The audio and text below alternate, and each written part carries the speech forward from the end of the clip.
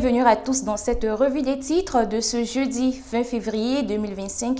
Voici l'essentiel de l'actualité du jour à ne pas manquer. On démarre avec l'informateur qui parle de la mise à disposition de l'opposition des fonds pour l'audit du fichier électoral. Talon joint l'acte à la parole. On continue avec l'indépendant. Agissement autour d'un troisième mandat. Patrice Talon part en 2026, la tête haute et en héros.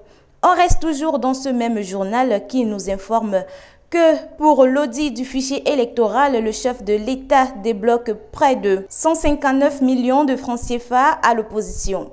Le matinal démarre également avec l'audit du fichier électoral, près de 160 millions de CFA débloqués pour l'opposition.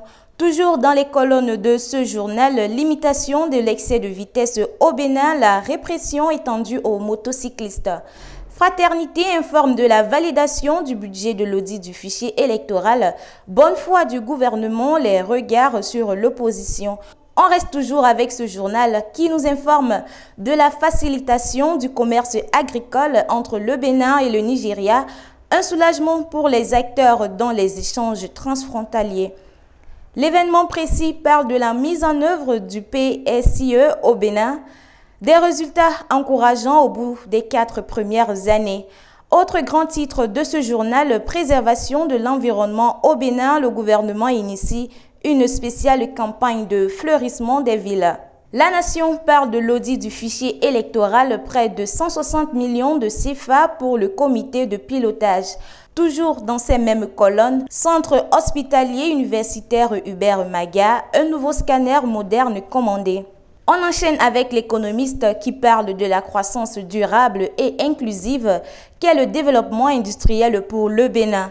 Le Béninois libéré revient sur l'audit du fichier électoral. Talon octroie plus de 159 millions au comité de pilotage.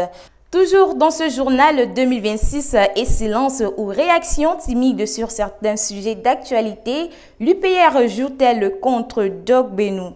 On poursuit cette revue des titres avec Matin Libre qui parle du programme alimentaire scolaire intégré. Le modèle du Bénin inspire le Gabon, toujours dans ce même journal. Élimination de la Coupe du Monde 2026, l'agenda des guépards connus. On termine avec l'autre quotidien qui parle de la mise à disposition de fonds pour auditer le fichier électoral. Patrice Talon honore son engagement. Aussi, dans ce journal, descente des ministres conseillers à la DGIZ entre satisfaction, émerveillement et encouragement. C'est la fin de cette revue des titres et merci d'avoir honoré ce rendez-vous quotidien et à très bientôt pour un nouveau point sur l'actualité. Et sachez que le succès, c'est se promener d'échec en échec tout en restant motivé.